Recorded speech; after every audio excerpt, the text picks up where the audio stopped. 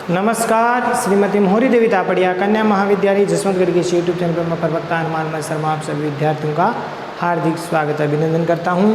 प्यारे विद्यार्थियों, बीए प्रथम वर्ष की कक्षा में हिंदी साहित्य विषय के अंतर्गत आपका हिंदी भाषा व साहित्य का इतिहास जो द्वितीय प्रश्न पत्र है उसमें महत्वपूर्ण प्रश्नोत्तरों को हम देख रहे हैं। प्यारे विद्यार्थियों, ये जो महत्वपूर्ण प्रश्न है वो आपके हिंदी साहित्य का इतिहास और उसमें भी भक्ति काल से हम महत्वपूर्ण प्रश्नोत्तर देख रहे हैं। आज इस प्रश्न का पहला भाग है। प्यारे विद्यार्थियों, यह बहुत ही महत्वपूर्ण प्रश्न है, अति महत्वपूर्ण प्रश्न है ये।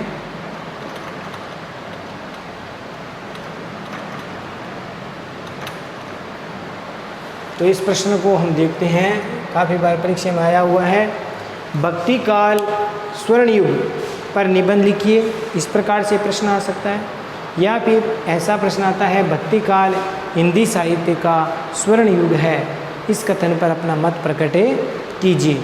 तो प्यारे विद्यार्थियों, बहुत ही महत्वपूर्ण प्रश्न है कि भक्ति काल हिंदी साहित्य का स्वर्ण युग है और रीतिकाल कला के क्षेत्र में स्वर्ण युग है। भक्ति काल में भावनात्मक क्षेत्र है, जबकि रीतिकाल में कलात्मक क्षेत्र है। कला के लिए रीतिकाल को हम स्वर्ण युग कह सकते हैं और भक्ति काल को वैसे हिंदी साहित्य में स्वर्ण युग कहा जाता है, क्योंकि भक्ति काल में भावना प्रधानता है, भावना की प्रमुखता है, इसीलिए भक्ति काल सबसे श्रेष्ठ काल है। इसलिए भक्ति काल को हिंदी साहित्य का स्वर्ण युग कहा जाता है। तो इस कथन पर हम मत प्रकट कर रहे हैं। बहुत ही महत्वपूर्ण प्रश्न है, इसका उत्तर देखिए। भूमिका के रूप में प्यारे विद्यार्थियों क्या लिखना है कि हिंदी साहित्य के चारों कालों में भक्ति काल का विशेष महत्व है। ये बात हमने अभी बता दी है। हिंदी साहित्य के चारों काल जो है आदिकाल, भक्ति काल, रीतिकाल और आधुनिक काल, ठीक है ना, आदिकाल से लेकर आधुनिक काल तक। तो इन चारों कालों में भक्ति काल का विशेष महत्व है। प्यारे विद्यार्थियों, इस काल में भक्ति की जो चार शाखाएं हैं वो आप जानते हैं, हमने विगत वीडियो में अध्ययन कर लिया है। भक्ति की चार शाखाएं हैं, मुख्यतः निर्गुण और सगुण, और निर्गुण की ज्ञानाश्रयी और प्रेमाश्रयी शाखा। दो शाखाएं हैं भक्ति की मुख्यतः, निर्गुण और सगुण। और निर्गुण में भी दो, ज्ञानाश्रयी और प्रेमाश्रयी। ज्ञान का आश्रय लेने वाली ज्ञानाश्रयी, प्रेम का आश्रय लिया प्रेमाश्रयी, जिसको हम संत काव्य धारा भी कहते हैं। ज्ञानाश्रयी को प्रेम, ये तो है संत काव्य धारा, और ये हमने विगत वीडियो में पढ़ लिया है। और प्रेमाश्रयी जो शाखा है इसमें सूफी काव्य धारा। तो ये निर्गुण है, दोनों ही निर्गुण शाखा में है। तो निर्गुण ज्ञानाश्रयी, प्रेमाश्रयी। सगुण में राम भक्ति और कृष्ण भक्ति। तो चार शाखाएं हो गई, मुख्यतः दो, निर्गुण और सगुण। और निर्गुण में ज्ञानाश्रयी यानी संत काव्य धारा, प्रेमाश्रयी यानी सूफी काव्य धारा। इसके साथ सगुण काव्य धारा में रामाश्रयी शाखा या राम भक्ति शाखा और कृष्ण भक्ति शाखा का, इन शाखाओं का जो प्रसार हुआ वह अपना अलग ही साहित्यिक महत्व रखता है। प्यारे विद्यार्थियों, इस काल के जो प्रसिद्ध चारों शाखाएं हैं ये हिंदी साहित्य के अन्य कालों में, अन्य कालों की तुलना में अपना अलग ही साहित्यिक महत्व वो रखते हैं, इसलिए काल श्रेष्ठ है। निर्गुण ज्ञान मार्गी शाखा के प्रतिनिधि कवि संत कबीर, आप जानते हैं। निर्गुण संत काव्य धारा के या निर्गुण ज्ञान मार्गी शाखा के प्रतिनिधि कवि कौन है? कबीरदास जी। इन्होंने समाज सुधार के साथ एकेश्वरवाद का उद्घोष किया, ये हमने पढ़ा था। समाज सुधार का खूब उन्होंने प्रयास किया और इसके साथ साथ एकेश्वरवाद का उद्घोष किया। एकेश्वरवाद का अर्थ होता है एक ही ईश्वर को मानना, निर्गुण ब्रह्म परमात्मा स्वरूप को मानना। ये बात कबीरदास जी कहते। तो समाज सुधार के साथ एकेश्वरवाद का उद्घोष किया। वे बहुदेववाद में विश्वास नहीं करते थे। उधर इनकी दूसरी शाखा यानी प्रेम मार्गी सूफी कवियों ने भक्ति और प्रेम के उदार मानवतावादी स्वरूप को प्रकट किया। अब जो सूफी काव्य धारा के कवि थे यानी प्रेम मार्गी जो सूफी कवि थे, उन्होंने भक्ति और प्रेम के जो उदार मानवतावादी जो दृष्टिकोण है या मानवतावादी स्वरूप है उसको प्रकट किया। तो ये आपको समझ में आ गया।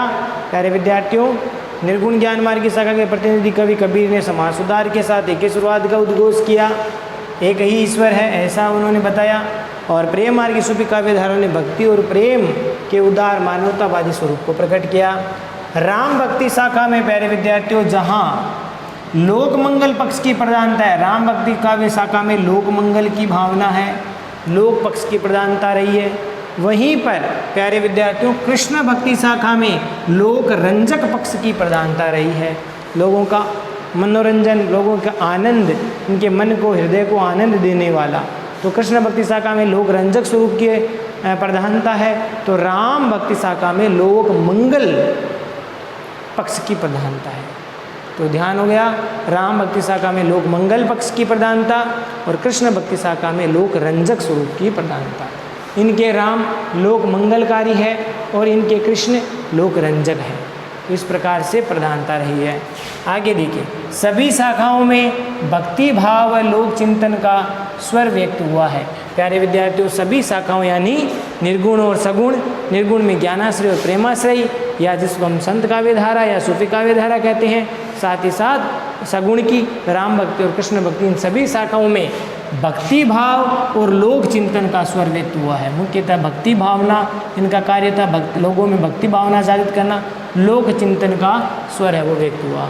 आगे देखिए प्यारे विद्यार्थियों, काव्य का शिल्प सौष्ठव भी उत्कृष्ट रहा, यानी भक्ति काल में इन संत काव्यों का, इन संत साहित्य का जो शिल्प सौष्ठव है, कला पक्ष है, शिल्प सौष्ठव जिसको हम भाव पक्ष या कला पक्ष है, दोनों का स्वरूप है वो बड़ा उत्कृष्ट रहा है, उच्च कोटि का रहा है। तो शिल्प सौष्ठव यानी शिल्प सुंदरता, साहित्य की जो शिल्प सुंदरता है यानी कला पक्ष और भाव पक्ष दोनों ही उत्कृष्ट श्रेणी के रहे हैं। तो शिल्प में दोनों आ गए।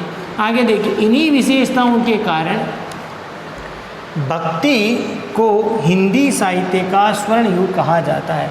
इन सब विशेषताओं के कारण हम कह सकते हैं कि भक्ति काल हिंदी साहित्य का कौन सा काल है? स्वर्ण युग कहा जाता है। इस मत को निम्न बिंदुओं के द्वारा हम समझे सकते हैं या इस मत को निम्न बिंदुओं से समझा जा सकता है। तो पहली विशेषता देखिए, या पहली हिंदी साहित्य के स्वर्ण युग के संबंध में मत क्या है कि रूढ़ियों में आडंबरों का विरोध। बाकी ये जो बिंदु है वो लगभग हमने इन विगत वीडियो में चाहे हमने प्रेमा से शाखा के या ज्ञाना से शाखा के इनकी विशेषताओं के रूप में पढ़ा था, वही सभी घूम फिर के आ रहे हैं। तो रूढ़ियों में आडंबरों का विरोध, भक्ति काल में सभी संतों ने रूढ़ियों और आडंबरों का विरोध किया था, याद हो गया, रूढ़ियों और आडंबरों का विरोध। भक्ति काल की सभी शाखाओं के कवियों ने मन व आचरण की पवित्रता पर बल दिया, यानी भक्ति काल की सभी शाखाओं के कवियों ने सबसे अधिक किस बात का महत्व दिया कि भाई भक्ति करनी है तो मन को क्या रखो? शुद्ध रखो, आचरण को भी शुद्ध रखो, पवित्र रखो। ये सबसे पहली ये अनिवार्य शर्त है भक्ति के लिए। तो भक्ति में सभी शाखाओं ने कवियों ने मन पर और आचरण पर बल दिया। वो भी किस पर? आचरण की पवित्रता पर, मन की पवित्रता पर। मन साफ होना चाहिए, आचरण साफ होना चाहिए। ज्ञान मार्गी संतों ने समाज में व्याप्त रूढ़ियों व आडंबरों का प्रबल विरोध किया और इनमें सबसे अधिक ज्ञान मार्गी जो संत थे, यानी जो संत काव्य धारा के कवि थे, इन्होंने समाज में उस समय तात्कालीन समाज में जो रूढ़ियाँ थी, आडंबर थे, उनका डट करके विरोध किया, प्रबल विरोध किया। यहाँ तक समझ में आ गया। उन्होंने किन्होंने? ज्ञानाश्रय शाखा के या ज्ञान मार्गी संतों ने। उन्होंने ढोंगी पंडित, मुल्लाओं, पीरों के आचरण को झूठा व अपवित्र बताया। जो पंडित झूठी ही जो है पूजा पद्धति पर निर्भर करते हैं, लोगों को बहकाते हैं, ऐसे पंडितों पर वो कठोर वो विरोध करते हैं। उन्होंने ढोंगी पंडितों और मुल्लाओं, पीरों के आचरण को झूठा बताया है और अपवित्र बताया है। वो खुद तो शुद्ध है ही नहीं है, उनका खुद का तो मन, स्वयं का तो मन शुद्ध पवित्र आचरण उनका है ही नहीं, और लोगों को, जनमानस को भक्ति का संदेश देते हैं, लोगों को जो तरह तरह के धार्मिक कर्मकांड सिखाते हैं, बताते हैं। तो उन्होंने ढोंगी पंडितों और मुल्लाओं के और पीरों के आचरण को झूठा और अपवित्र बताया। उस समय समाज में जो रूढ़ियाँ व कुरीतियाँ प्रचलित थी, उस समय के समय इन संतों के समय, भक्ति काल के समय समाज में रूढ़ियाँ और कुरीतियाँ प्रचलित थी, उसका संत कवियों ने पुरजोर विरोध किया। प्यारे विद्यार्थियों, बहुत अधिक इन संतों ने इनका विरोध किया कि ये रूढ़ियाँ और कुरीतियाँ अपनाएंगे तो समाज विकृत होता जाएगा, इससे न आपकी किसी भी प्रकार का उद्देश्य पूर्ण नहीं होगा और ईश्वर के का जो आप भक्ति है वो तो पूरी तरह से इससे नहीं हो सकती। ईश्वर की भक्ति इन रूढ़ियों से, आडंबरों से रहित होकर के ही की जा सकती है। तो समाज में व्याप्त रूढ़ी और आडंबरों का विरोध किया और इसके साथ साथ प्यारे विद्यार्थियों, जो उस समय समाज की रूढ़ियाँ और कुरीतियाँ प्रचलित थी उसका संत कवियों ने पुरजोर विरोध किया। आगे देखिए, और जनता को पवित्र मन और आचरण से भक्ति करने का संदेश दिया या इस बात पर बल दिया। इन संतों ने यही बात कही कि मनुष्य को मन पवित्र रखना चाहिए, पवित्र मन और आचरण से ही भक्ति करना संभव है, उसी से भगवान की प्राप्ति, मुक्ति मिल सकती है। आगे देखिए, कृष्ण भक्त कवियों ने पाप के आचरण को न करने की बात कही। कृष्ण भक्त कवि है, उन्होंने पाप का आचरण न करने की बात कही है कि पापाचरण से दूर रहो और ईश्वर का जो सगुण स्वरूप है, कृष्ण का सगुण स्वरूप है, उसकी भक्ति करने का प्रतिपादन किया। यानी ये जो परंपरा है वो इनके वल्लभाचार्य जी से आगे बढ़ती हुई अष्टचाप कवियों में आगे बढ़ती गई कृष्ण की भक्ति का, उपासना का, तो इसमें ईश्वर के सगुण रूप की भक्ति करने का प्रतिपादन इन्होंने किया कि भगवान कृष्ण का सगुण स्वरूप है वो, उसकी भक्ति करनी चाहिए। और राम भक्त कवियों ने लोकहित और मानवतावादी चिंतन दिया। प्यारे विद्यार्थियों, राम भक्त कवियों ने लोकहित, लोगों के हित के, जनमानस के हित की बात और मानवतावादी चिंतन है वो दिया। ये राम भक्त कवियों ने लोकहित और मानवतावादी चिंतन को दिया। इन सब बातों से प्यारे विद्यार्थियों तात्कालीन समाज में कुवासनाओं, निराशा, कुंठा आदि बुरे भावों से मुक्ति मिल सकी।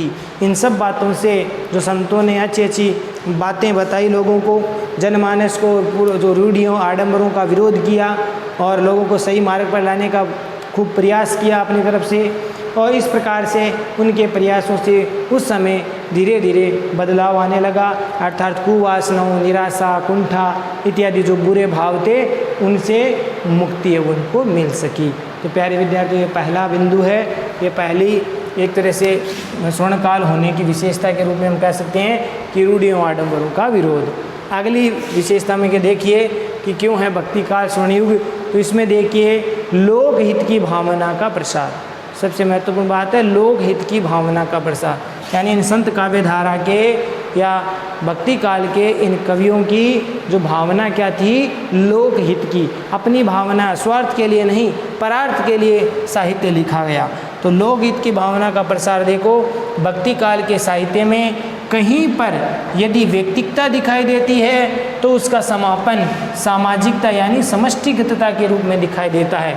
अगर कहीं कहीं भक्ति काल के साहित्य में व्यक्तिकता को लेकर के दिखाया गया है, यानी कवि स्वयं के लिए पद रचना लिख रहा है जो भगवान के भक्ति के लिए, लेकिन कहीं न कहीं उसकी समाप्ति या उसका जो भाव है वो लोगों के हित के लिए है, समाज के लिए है, तो उसका समापन या अवसान हम कह सकते हैं कि सामाजिकता या समष्टिगत रूप में दिखाई देता है।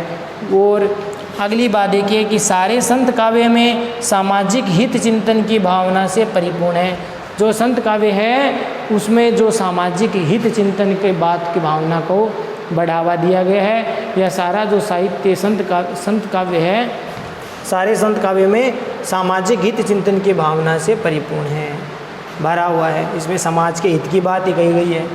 प्रेमाश्रयी कवियों ने, जो सूफी काव्य धारा के कवि हैं, प्रेमाश्रयी कवियों ने भी लोक जीवन के सुंदर पक्षों को, लोक जीवन के यानी आम जनजीवन का, आम लोगों के सुंदर पक्षों को उजागर किया है अपने इन कथाओं में, चाहे वो पद्मावत हो, चाहे चांदायन हो, चाहे मृगावती हो, ठीक है, या चित्रावली हो, तो इस प्रकार की हंसावली हो, ये जो रचनाएं हैं इन रचनाओं में लोक जीवन के सुंदर पक्षों का उजागर किया है। और इन्होंने देखिए भारतीय परिवेश में प्रचलित, यानी उस समय के भारतीय परिवेश, जो सूफी कवि मुसलमान थे लेकिन फिर भी भारतीय कथाओं को उन्होंने अपने काव्य का आधार बनाया, तो उसमें उन भारतीय परंपराओं को भी उन्होंने चित्रित किया। तो भारतीय परिवेश में प्रचलित अंधविश्वास, तंत्र मंत्र यंत्र यंत्र तंत्र मंत्र और लोक उत्सव है, तीर्थ व्रत है, त्यौहार है आदि के सांस्कृतिक पक्ष को सफलता के साथ उबारा। अपने काव्य में इनको स्थान दिया। अंधी लोगों के उस समय के कौन से अंधविश्वास थे, तंत्र मंत्र, लोक उत्सव, तीर्थ व्रत, त्यौहार इत्यादि का जो सांस्कृतिक पक्ष है वो उन्होंने अपने काव्य के द्वारा सफलता के साथ जो उजागर किया, उभारा। प्यारे विद्यार्थियों, इसी प्रकार से राम भक्ति व कृष्ण भक्ति शाखा में आराध्य की जो स्तुति, अपने इष्ट की जो स्तुति या स्तवन है वह लोकहित की कामना से की गई है। इन कवियों ने राम भक्ति और कृष्ण भक्ति जो शाखा के कवि हैं, इन्होंने अपने आराध्य की जो स्तुति या स्तवन है वो केवल लोक मंगल की भाव से की गई है, यानी अपना भाव, अपनी कल्याण की कामना नहीं की है। सर्वे भवन्तु सुखिनः, यानी सभी का कल्याण हो, ऐसी भावना का जो है इनके काव्य में देखने को मिलता है।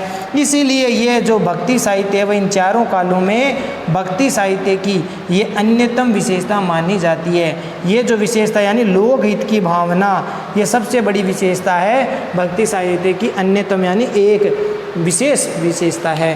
तो इस प्रकार से प्यारे विद्यार्थियों, ये था प्रश्न आपका भक्ति काल के स्वर्णयुग पर निबंध या भक्ति काल हिंदी साहित्य का स्वर्णयुग है। इसमें अब अभी तक हमने 2 बिंदुओं पर चर्चा की है, रूढ़ियों आडंबरों का विरोध, लोकहित की भावना का प्रसार। शेष हम आगे के वीडियो में हम लेंगे। आशा करता हूँ, उम्मीद करता हूँ कि यहाँ तक आपको ठीक प्रकार समझ में आ गया होगा और ये प्रश्न बहुत ही महत्वपूर्ण है, परीक्षा में ये काफ़ी बार आया हुआ है।